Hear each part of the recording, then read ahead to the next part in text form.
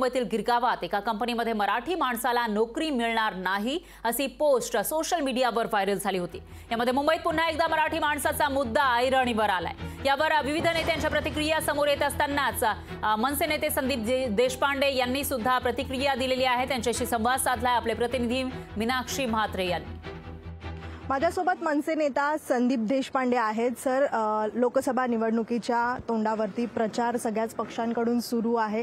काय वाटतं सध्या हवा कुणाची आहे? तुम्ही देखील प्रचारादरम्यान पाहायला मिळतायत महायुतीच्या, काय सांगा? नाही, निश्चितपणे लोकांची एक भूमिका आहे महायुतीला मतदान करायची आणि ज्या पद्धतीचा प्रतिसाद आम्ही प्रचार करताना लोकांकडून मिळतोय, मला वाटतं महायुतीच्या जास्तीत जास्त जागा येतील याच्याबद्दल माझ्या मनात संपूर्णपणे खात्री आहे।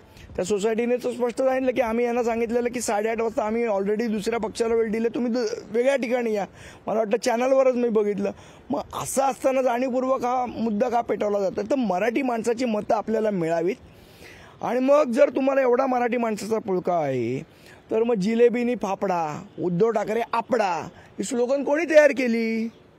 ह्या गुजरातांचे मेळावे कोणी आयोजित केले? या मेळाव्याला कोण उपस्थित राहिलं? केम छो वरळी बोर्ड लावणारे आदित्य ठाकरेंना त्यावेळेला लाज नाही का वाटली? निर्लज्जपणे आज तुम्ही महाराष्ट्र नवनिर्माण सेनेला प्रश्न विचारताय। तुम्हाला नैतिक अधिकार तरी आहे का? तुम्हाला लाज तरी वाटते का हा प्रश्न विचारायची? महाराष्ट्र नवनिर्माण सेना मराठी माणसासाठी नेहमी उभी राहिलेली आहे। मग ते रेल्वे भरतीचं आंदोलन असं कोणी केलं? महाराष्ट्र नवनिर्माण सेनेने केलं। मराठी पाटीचं आंदोलन कोणी केलं? महाराष्ट्र नवनिर्माण सेनेने केलं। इथे एअरटेल आणि या ज्या कंपन्या होत्या, मराठी नव्हतं तिकडे येत, त्याचं आंदोलन कोणी केलं? महाराष्ट्र नवनिर्माण सेनेने केलं। मग आदित्य ठाकरेंना लाज नाही वाटत आम्हाला प्रश्न विचारताना? निर्लज्जासारखे प्रश्न विचारतात। तुम्ही काय केलं ते सांगा।